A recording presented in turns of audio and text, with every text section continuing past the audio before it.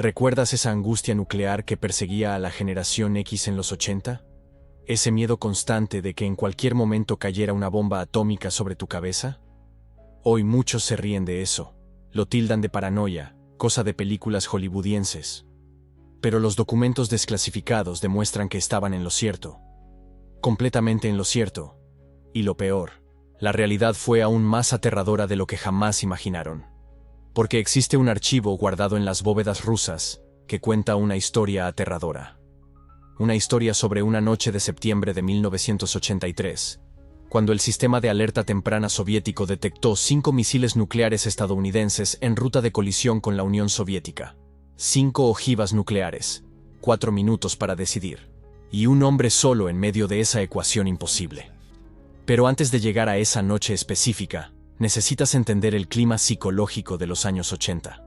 Porque no era paranoia, era conciencia. En 1983, si encendías la televisión estadounidense, te encontrabas con The Day After, un drama apocalíptico que mostraba sin ningún tipo de filtro lo que pasaría si ojivas nucleares estallaran sobre ciudades estadounidenses. Más de 100 millones de personas la vieron. Los niños tuvieron pesadillas durante semanas. El presidente Reagan admitió que la película lo dejó profundamente deprimido.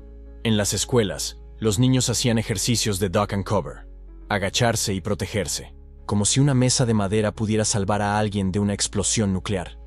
Pero no se trataba de eficacia, se trataba de control psicológico, de crear la ilusión de que había algo que podías hacer.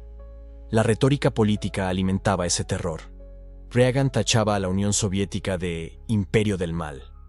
Los soviéticos respondían con discursos igualmente apocalípticos. Cada lado retrataba al otro como una amenaza existencial para la humanidad. Y técnicamente, los dos tenían razón.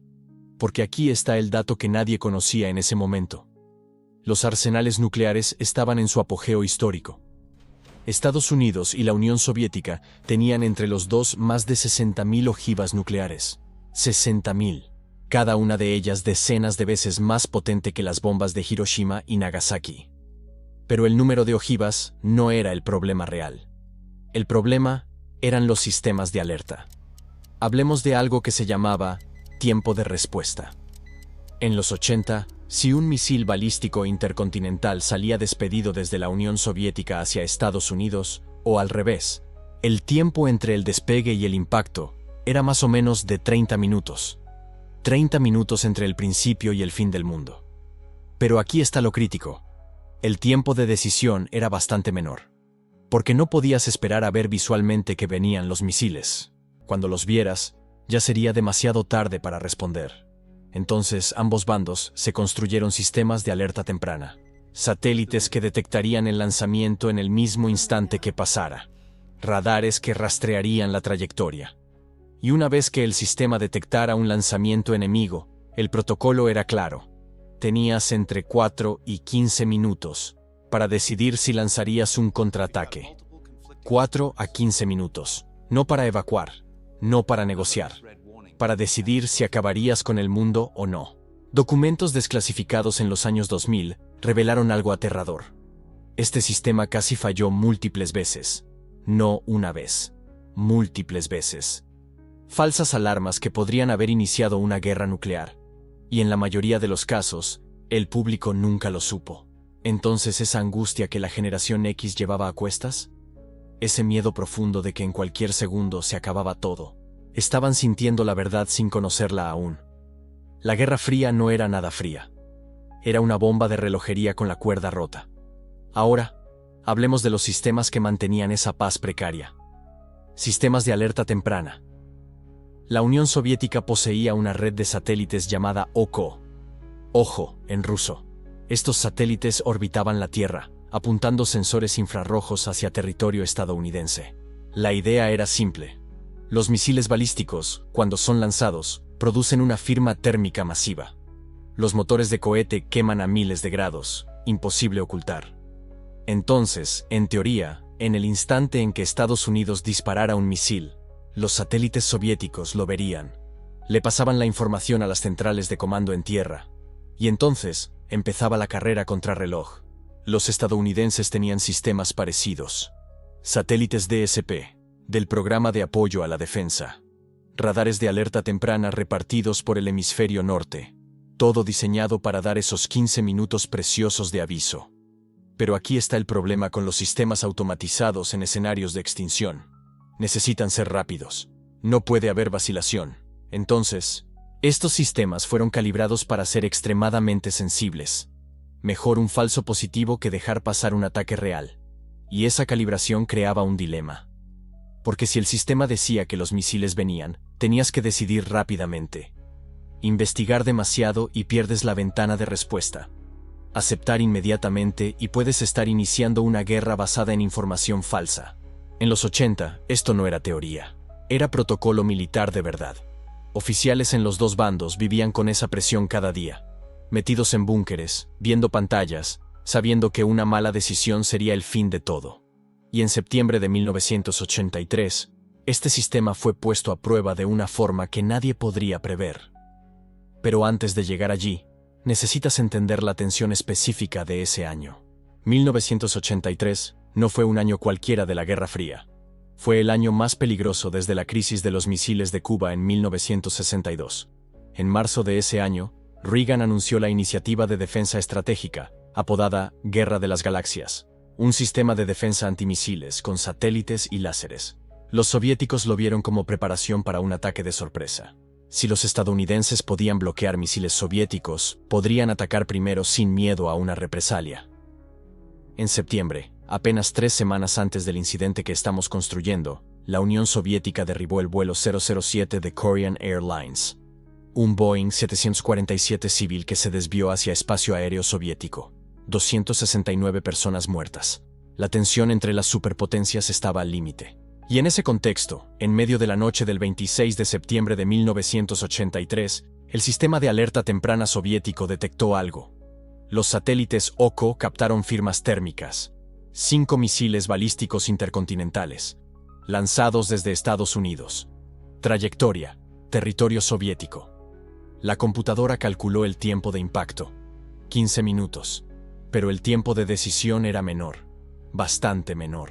Porque la información tenía que ser verificada, pasada por la cadena de mando, y había que tomar una decisión sobre la represalia. Tiempo real de decisión: 4 minutos.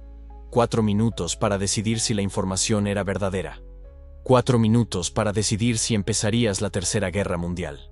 4 minutos para decidir el futuro de cientos de millones de personas. Y en el centro de esa ecuación imposible, había un hombre. Teniente coronel Stanislav Petrov, 44 años, oficial de guardia en el búnker de comando Serpukhov 15, a las afueras de Moscú. No era un general, no era un político. Era un ingeniero de sistemas que cubría el turno de otro esa noche. La pantalla mostraba 5 misiles que venían. El protocolo era tajante: reportar ya a los superiores, iniciar los procedimientos de represalia. Pero Petrov miró esa pantalla y algo no le cuadraba. 5 misiles. Si Estados Unidos de verdad estuviera lanzando un ataque nuclear de sorpresa, ¿por qué solo 5? Tenían miles. Un ataque de verdad sería masivo, devastador, pensado para acabar con la capacidad de represalia soviética antes de que pudieran reaccionar. 5 misiles no tenían lógica militar, pero la computadora insistía. 5 misiles. Confiabilidad alta. Trayectoria confirmada.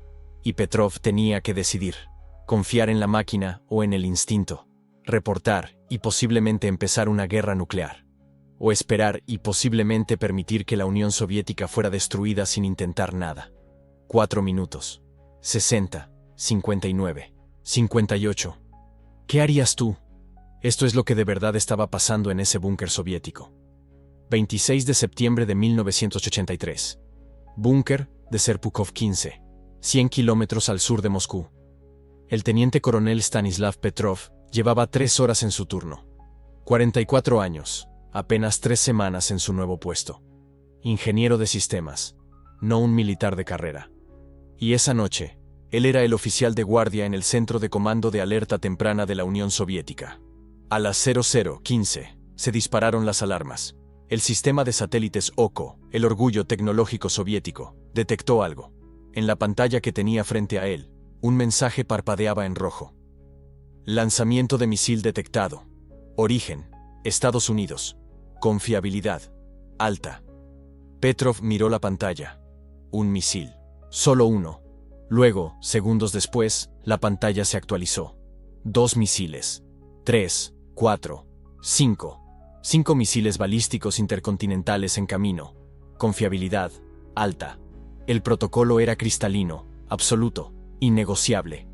Al detectar un ataque nuclear estadounidense, Petrov tenía que agarrar el teléfono rojo a su derecha y reportar ya mismo a Moscú. El alto comando soviético tendría entonces entre 8 y 12 minutos para autorizar un contraataque masivo. Porque en una guerra nuclear, quien se piensa muere. La Unión Soviética mantenía miles de ojivas nucleares en alerta permanente. La doctrina era simple. Si nos golpean, garantizamos que el enemigo también lo sea. Destrucción mutua garantizada. MAD, en sus siglas en inglés. Un acrónimo perfecto para la locura que todo esto era. Petrov no agarró el teléfono. Alrededor de él, los oficiales comenzaron a gritar. «Teniente coronel, el protocolo requiere que reporte ya». El sudor le corría por la cara. Cada segundo que pasaba era un segundo menos para que la Unión Soviética respondiera. Si esos misiles fueran de verdad, ciudades soviéticas se vaporizarían en 15 minutos. Pero algo no tenía sentido. ¿Solo 5 misiles? Petrov conocía la estrategia militar estadounidense. Había estudiado los planes de emergencia de la OTAN. Si Estados Unidos decidiera lanzar un ataque nuclear de sorpresa contra la Unión Soviética, no enviarían 5 misiles. Enviarían cientos, miles. Un ataque pensado para destruir completamente la capacidad de represalia soviética antes de que pudiera responder. 5 misiles no destruirían la Unión Soviética. 5 misiles la provocarían. Y ningún estratega militar estadounidense sería tan ingenuo. 00:17. 2 minutos desde el primer aviso. «Teniente coronel, tenemos que reportar». Los gritos alrededor se hacían más fuertes. El protocolo era claro. La jerarquía militar era absoluta. Desobedecer una orden directa en situación de combate significaba juicio marcial, prisión, posiblemente ejecución por traición. Pero reportar un ataque que no existía significaría pánico en el Kremlin. ¿Y si el alto comando decidía lanzar basándose en información falsa? Petrov no sería solo un oficial que cometió un error. Él sería el hombre que inició la Tercera Guerra Mundial. La presión era insoportable. Si se equivocaba y no reportaba, la Unión Soviética sería destruida sin defensa. Millones de soviéticos morirían sin que su país siquiera lo intentara. Él sería recordado como el cobarde que permitió la aniquilación de su patria. Pero si tenía razón y reportaba, el proceso sería irreversible. Moscú no esperaría confirmación, no habría tiempo. Autorizarían el contraataque. Misiles soviéticos saldrían de sus silos. Submarinos lanzarían sus ojivas. Y en 30 minutos, 300 millones de personas estarían muertas. Petrov miró otra vez la pantalla. El sistema OKO era nuevo. Puesto en marcha hace apenas unos meses. Todavía en fase de pruebas. Él conocía ese sistema. Había trabajado en su desarrollo. Sabía que era complejo. Sabía que era sofisticado. Sabía que fallaba. «Es una alarma falsa», dijo Petrov. Silencio en el búnker. «Teniente coronel». Un oficial subordinado lo miraba, blanco del miedo. «He dicho que es una alarma falsa. No vamos a reportar». 00:19. 4 minutos desde el primer aviso. Pero Petrov no tenía la certeza. Estaba apostando.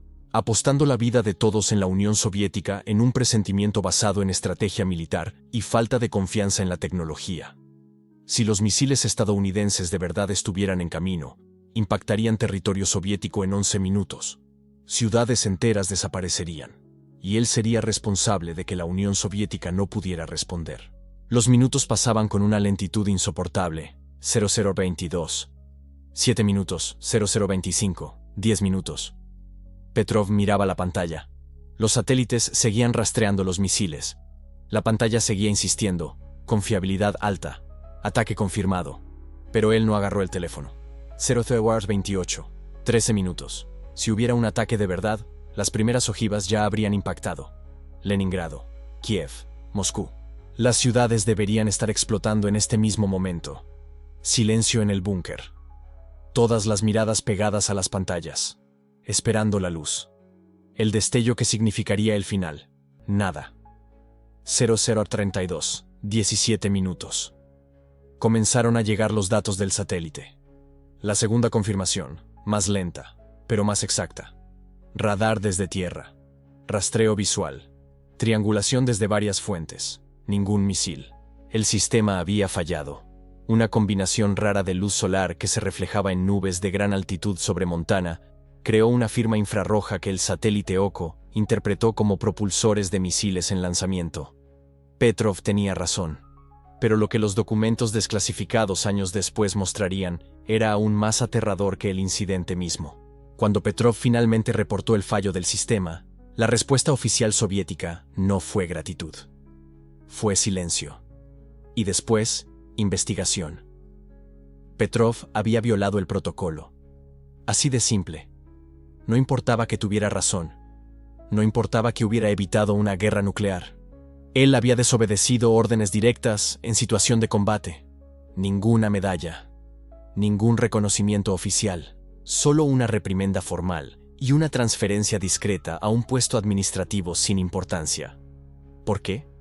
Porque reconocer públicamente que Petrov había evitado una guerra nuclear significaría admitir dos cosas que la Unión Soviética jamás reconocería: que su sistema de alerta temprana de última generación fallaba, y que la decisión de un oficial de rango medio podría determinar el destino de toda la humanidad. Eso expondría debilidad. Expondría fallos del sistema. Expondría la horrible verdad de que la supervivencia de la civilización humana no dependía de sistemas sofisticados o de protocolos rígidos, sino del criterio de un único hombre bajo una presión inimaginable. Petrov nunca recibió reconocimiento oficial del gobierno soviético. Se retiró discretamente en 1984.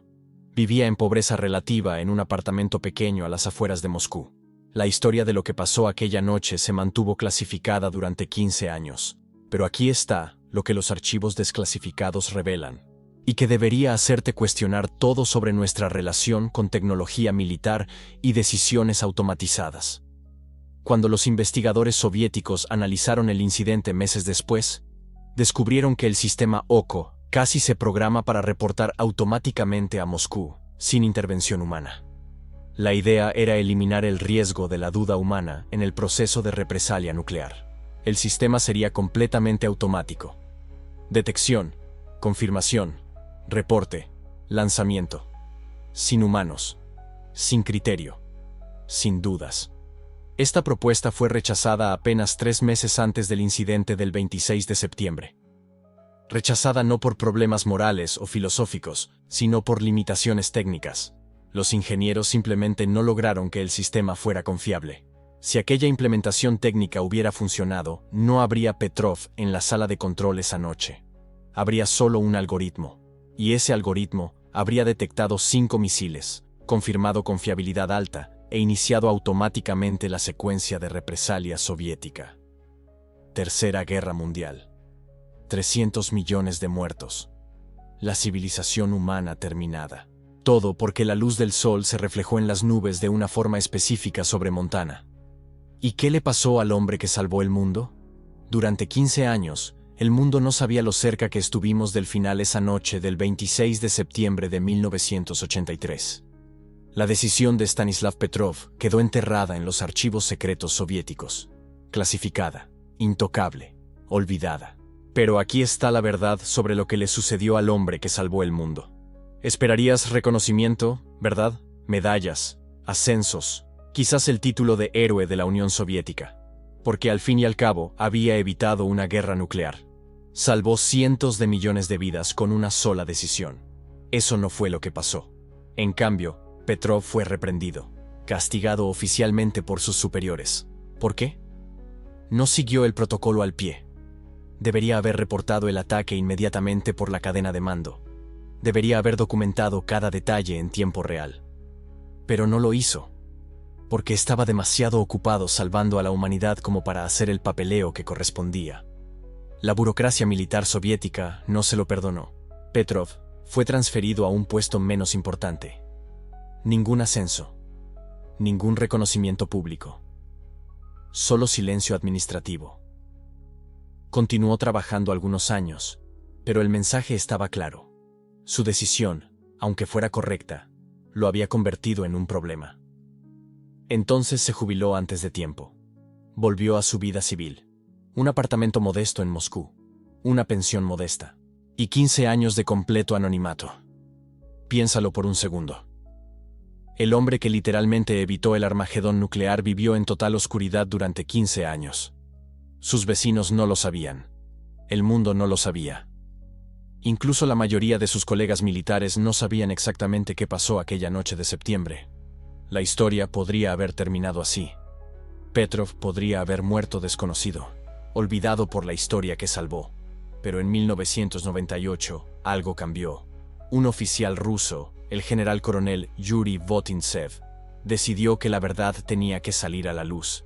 Reveló públicamente el incidente de 1983. Los detalles comenzaron a filtrarse. Periodistas de investigación empezaron a juntarlo todo. Y finalmente, el nombre de Stanislav Petrov salió de las sombras. Y aquí está la parte que valida completamente aquel miedo que sentiste creciendo en los años 80.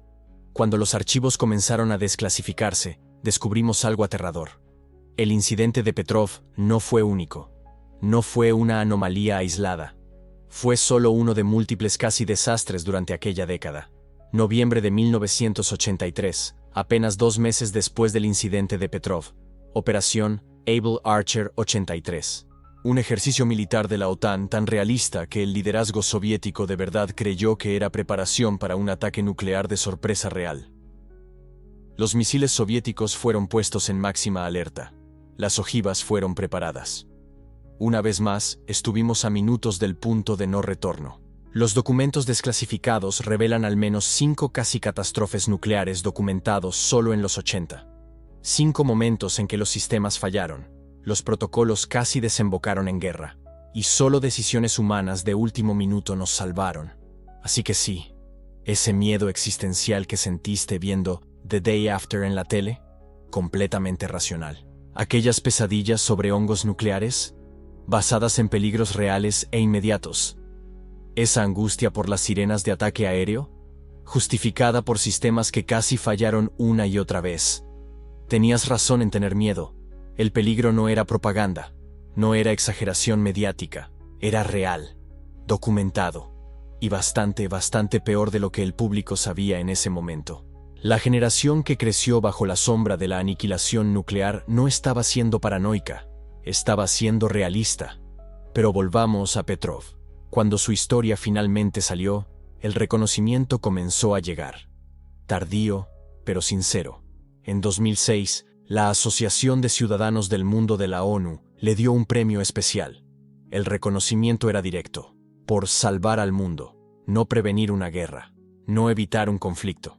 Salvar al mundo, literalmente. En 2012, recibió el Premio de la Paz de Dresde. En la ceremonia, Petrov, ya mayor y de salud delicada, habló brevemente. Sus palabras fueron simples. Solo hice mi trabajo. Y resulta que mi trabajo era salvar vidas. Sin alaracas, sin autopromoción. Solo la modestia tranquila de un hombre que había llevado una carga imposible con dignidad silenciosa. Pero el reconocimiento internacional no cambió su situación material. Seguía viviendo en ese mismo apartamento modesto en Moscú. Seguía viviendo de su pensión modesta. Seguía llevando una vida de sencillez extraordinaria para alguien con un legado tan monumental. Entonces, el 19 de mayo de 2017, Stanislav Yevgrafovich Petrov murió en su casa. Tenía 77 años. Murió solo, como había vivido la mayor parte de su vida después de jubilarse. Y aquí está el detalle que quiebra el corazón. El mundo solo descubrió su muerte en septiembre. 4 meses después. Cuando un periodista alemán, verificando información para un documental, descubrió que Petrov había muerto. Entonces la noticia se extendió. El hombre que salvó al mundo murió. Y nadie se enteró. Los obituarios llegaron finalmente. Los homenajes póstumos, los artículos reflexivos sobre heroísmo anónimo. Pero para Petrov, ya era demasiado tarde para ver el impacto total de su legado. Su historia se convirtió en un recordatorio poderoso sobre los héroes sin nombre de la historia. Las personas que toman decisiones monumentales en momentos de crisis absoluta y después vuelven al anonimato, sin alfombras rojas, sin estatuas, solo la satisfacción silenciosa de haber hecho lo correcto cuando más contaba. Pero también es un recordatorio sobre lo frágil que es nuestra supervivencia durante la Guerra Fría. Y siendo honesto, hoy también. Porque aquí está la verdad incómoda. Los sistemas que casi nos destruyeron en 1983 todavía existen. Mejorados, desde luego. Actualizados con mejor tecnología. Pero aún dependientes, en último término, del criterio humano en momentos de presión inimaginable. Seguimos a una decisión equivocada de la catástrofe.